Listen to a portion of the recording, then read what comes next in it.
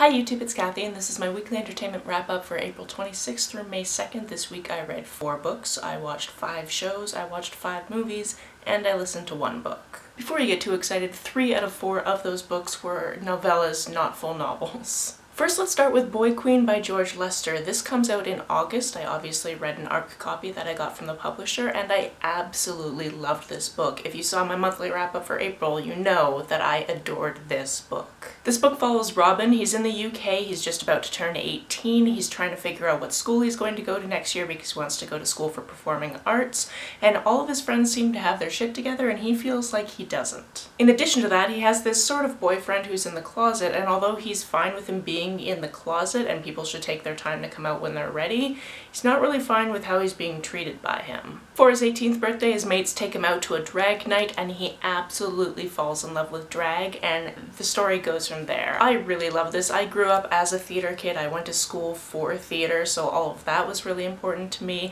I really loved the aspect of just seeing something performed and going, I want to do that, because that honestly happens to me every time I see anything live. This book also tackled some tough topics, and there was a cute love story in there, and it was just wonderful. Pre-order it, you're going to want to read it. Speaking of something I pre-ordered, I also read This Spell Can't Last. This is a novella that comes before These Witches Don't Burn and explains what happened in New York. If you've read These Witches Don't Burn, you're probably wondering what happened in New York because it's talked about, but you don't really get the full details of what went down, and that's what this novella covers. If you're not familiar with this series, it's about witches who live in Salem, Massachusetts. There's a female-female romance that has been broken up, and that's kind of what happens in New York. You know that from the get-go from the first chapter of the first book, so that is not a spoiler. I also thought that the second book was already out, but it's not yet, so I'm looking forward to reading that when it does come out. On Friday, I started a very ambitious project of trying to read all of the Murderbot diaries by the time the novel comes out on the 5th. I am currently behind, but I have reread the first 2 Murderbot novellas. That would be All Systems Red and Artificial Condition. If you're not familiar with this series, it centers Murderbot, who is actually a security unit,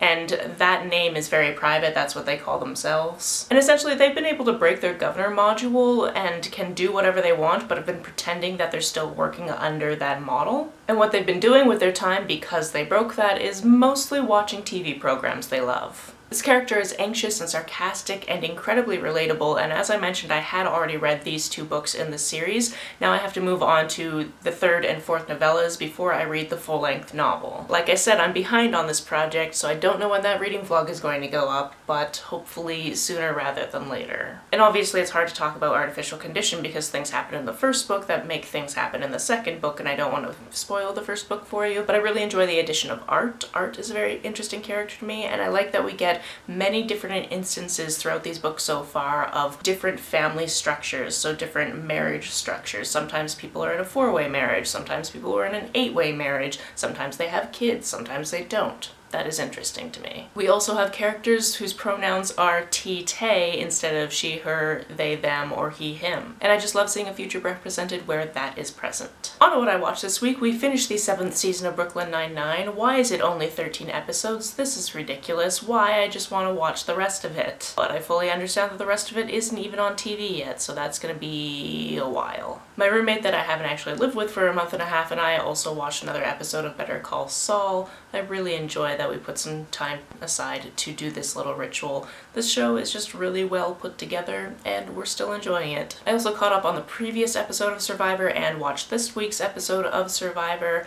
I'm thinking that in the next episode or 2 somebody else is going to come back to the competition, so we'll see how that goes. I think that's the big event that I've been really waiting for because I'm kind of about the season. Like, I don't really have a winner favorite at this point besides somebody who's not even playing anymore, so yeah. I also convinced my roommates here to watch the first season of Scandal, which I totally forgot was only a 7-episode season. I've seen a lot of this show before, but I haven't seen all of the seasons, so I'm interested to go back to the beginning, see how it all started. There's characters that I was like, oh, I forgot about that character, what happened to them? And then the show keeps going, I'm like, oh, that's what happened to them, okay. So I'll be interested to get past the point that I've been to previously and see how the series wrapped up.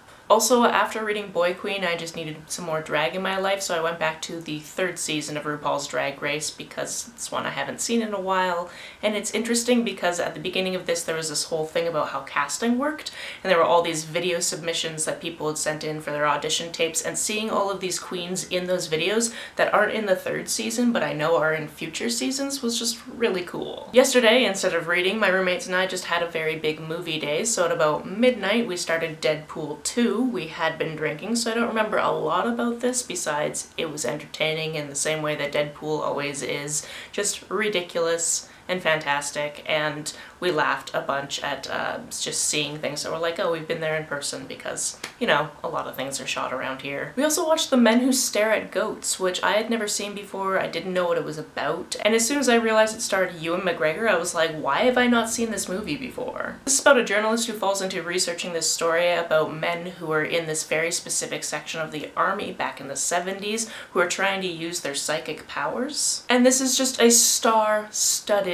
cast. If you haven't seen it before, I highly recommend just going into it knowing as little as possible, because you're going to spend a lot of time going, what the hell? Also, the amount of Star Wars references were just amazing, especially when you consider that Ewan McGregor was in the Star Wars movies, so that made me happy. We then went into watching Office Space, which is something I hadn't seen in about a decade or so, and just remembered being very funny. It is very funny. I had forgotten the entire plot of it. I just remembered the things that are very much still memes to this day. And I guess because we hadn't gotten the Star Wars reference thing out of our brain, we also watched Spaceballs, which again, I hadn't seen since I was a kid, so I forgot the whole plot of this movie as well. I forgot that Rick Moranis was in it, and I love that guy.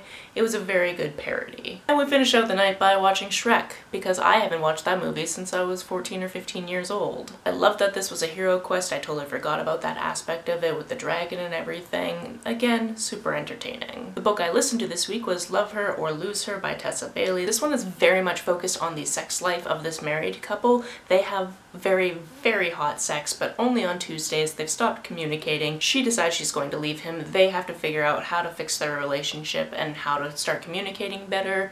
It was a lot of sexy times. Just let me throw that out there, because if that's not your thing, you're probably going to want to miss this one, but if that is your thing, why haven't you read this yet? I also really liked that you could tell what the next couple is going to be in this companion series, because that whole hate to love relationship was definitely starting while we were going through this book, so I really enjoyed that. And I think I'm going to leave it at that, keep it short and sweet, because I have Murderbot books to read today and I need to get this video up. Have you read, watched, or listened to any of these? Let me know about it down in the comments below. On the way down to the comments, if you hit that subscribe button, that would be very nice of you. If you don't feel like leaving a comment but want to make sure that you know that I was here, just leave me a smiley face or an emoji. You can like and share this as you see fit, and I will see you very soon.